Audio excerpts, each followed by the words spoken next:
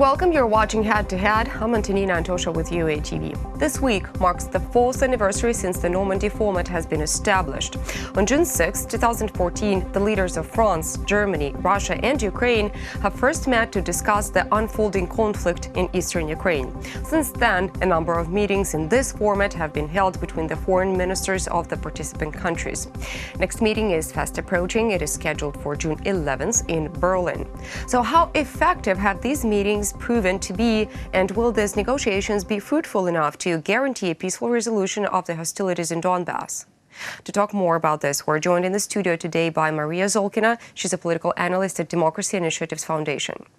Maria, hello, and thank you for joining us. Hello. So, as I have just mentioned, the Normandy format has existed for 4 years now. What is the biggest achievement throughout this time period, would you name? The biggest achievement, I would say, the creation of certain international platform for discussions with Russia and certain system of sanctions, which are due actually to political and diplomatic influence which is made on Russia, also in the framework of Normandy 4. If we will go back to 2014, at that moment, it seemed that Normandy 4 would not fulfill all the actually demands we had at that time, because we were more interested in much broader format, like the one including European Union and maybe the US. But after these years, we have seen that in the light of the conflict, which is rather frozen one. It's not the classical frozen conflict, but it tends to be like a frozen one. In light of this actually situation, Normandy 4 is rather dynamic, because broader format would be less actually operative in terms of meetings and readiness to meet. Well, speaking of format, a lot of experts have already voiced the opinion that Normandy format needs a so-called reset, meaning that maybe a new member should actually join the contact group, and a lot of the experts say that it should be the US. What do you think? Informally, the US is already a party in diplomatic negotiations, but the problem is that, or maybe not the problem, the issue is that they are dealing directly with Russia, but including negotiations with Ukraine, and it is in our interest to have US position to be actually discussed with Kyiv before direct meeting of representatives on the side of the US with representatives of Russia. Say. But it doesn't mean that US should formally join Normandy 4. They already are in negotiation process, but Normandy 4 will be anyway not the platform on the basis of which the final solution would be found actually, because I think that the broader solution will anyway demand the position of the US, of course, position of Russia and Ukraine. And even if it is formally will be supported or presented as a solution found in the framework of Normandy 4, this solution will be not the one made only by France, Germany on the one side, and Ukraine and Russia as part of the conflict on the other. Okay.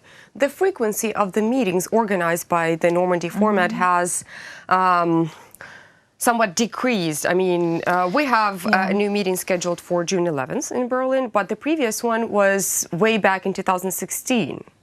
So last year, the conflict has not resolved and the situation has not gotten better. Why such a long break? Such a long break has rather concrete reasons. That reason is lack of certainness, lack of readiness of Russia, first of all, to be much more open for real compromise in the framework of the conflict. So if there is no even a hope to have some progress or to have a solution, to have a concrete decisions made in the framework of the next meetings, so there is necessity to make that meeting actually. And that is the problem. We make the meeting, or they make the meeting with the aim to persuade Russia into finding a compromise instead of waiting for Russia to come up with an idea of finding a compromise. They try to persuade Russia before the meeting, before the four leaders will meet, because all these direct contacts between Berlin and Moscow, Paris and Moscow, they take place regularly in the framework of personal meetings, or these contacts are like the telephone talks. Anyway, they try to actually create the basis to find the ground for the meeting, because there is no interest, not on the side of Ukraine, not on the side of Russia, not on the side of our European partners, just to meet in order just to meet. The next meeting should demonstrate at least some progress, and it is not only needed by Ukraine and Russia for our domestic audiences. It is also needed by German and French leaders for the European Union audience, because of course there are questions why there is no movement towards the real resolution of the conflict. Okay, well, speaking of the next meeting, the Ukraine's Minister of Internal Affairs, Pavlo Klimkin, expressed hope that during the next Normandy Forum meeting, the issue of letting peacekeepers in the occupied Donbas area is going to be discussed and probably resolved. Now, do you think that this discussion would be fruitful and the peacekeeping mission will actually be granted access to the occupied Donbas? As of now, at least from all the open sources about the position of Kyiv on the one hand and Moscow on the other hand, we do not have the evidence which make us to say that yes, these negotiations will be fruitful and there will be decision on a peacekeeping or peace-building mission, because still positions of Ukraine and Russia are still rather different. And they are principally different, because, for instance, Ukraine will not agree for the peace-building or peacekeeping mission, just going, following the OSCE mission and having no control over Ukraine and Russia border, for instance. But the position of Russia, we know, is completely different, just to give this mission absolutely unique competency, just to create the situation of safety for the OSCE mission, and not to control that 400 plus kilometers of Ukraine and Russia border. So we have principally different positions still, and there is no still evidence or arguments in favor of positive actually perspectives of the next mission. But yes, it will be the most significant topic, and it is actually, as of now, it is anyway the only one and the most important topic all the leaders try to talk with Russia about. And of course, all those contacts, bilateral contracts from which we had the last months between France, Germany and Russia, they were in the part of Ukraine and Russia conflict, they were devoted to peacekeeping mission idea. But I think that on June of 11, we will not have the final solution, but maybe positions will be a little bit closer, I would say, position of Russia and Ukraine. Do you think Vladimir Putin will ever compromise? Yes, I think he will compromise. What are the terms of him actually making up his mind to find a common ground? What could they be, potentially? I think that if we will speak about like the time framework, so it will take several years more just to create the situation. And if we're not talking about the time frame, if we're talking about actions taken by the international community, by Ukrainian government, by the other two parts of the Normandy format, Russia is not anyway interested in having non-controlled by Ukrainian state territories integrated into Russia, and Russia is not interested in feeding actually these territories anymore. So their plan is to preserve some kind of political or administrative control over these territories, but to give all the economic problems of these territories back to Ukraine. Yes. And that is why actually step by step they are much closer to, they will be much closer to be ready to giving these territories back, unless suitable for them as of now conditions to Ukraine, because Russia is not as strict, is not as sharp in its rhetoric about Donbass as it was 1 or even 2 years ago. And that is why actually they will be much more ready to compromise in 1 year, in 2 years. And even the fact that they start discussing the idea of peacekeeping mission is a positive signal, even if their vision of this mission is completely different from Ukraine and international vision. All right, what about the situation with political prisoners? Situation hasn't changed just because the position of Russia is not anyway different from it was several years ago. These people are like a live material for a deal. It is actually the instrument for politics, political prisoners.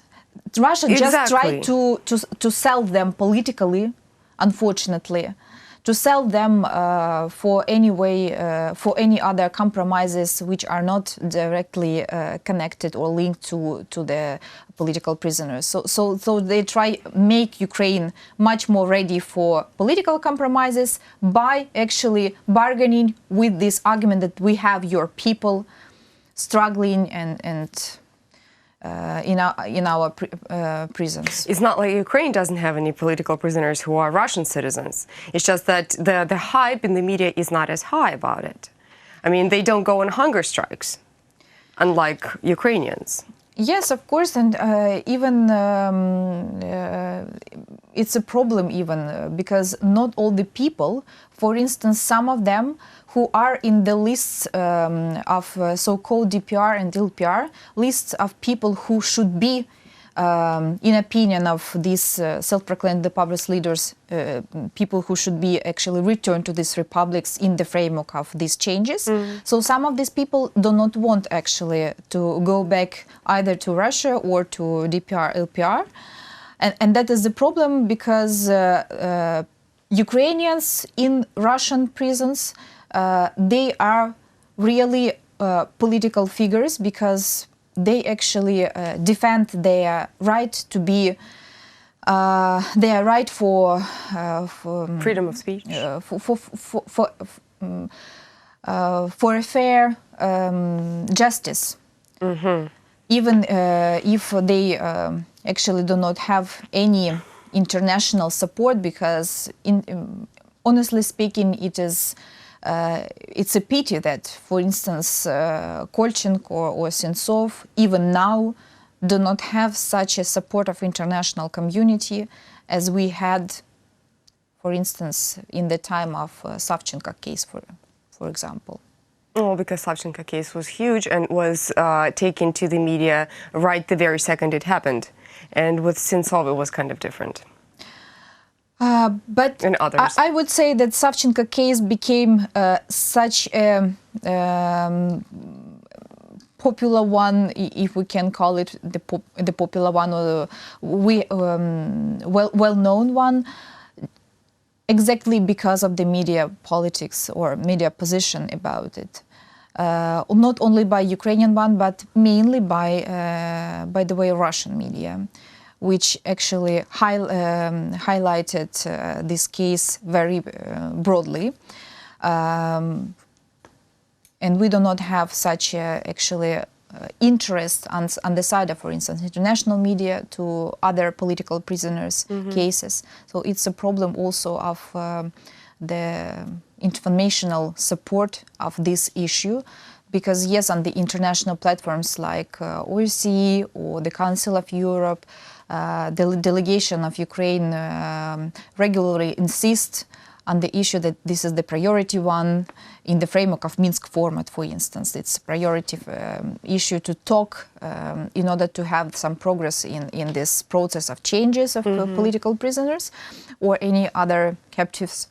But at the same time, informational support, especially in international media, plays huge role actually for making political influence on Russian authorities. Thank you so much for coming, and thank you for this interesting conversation.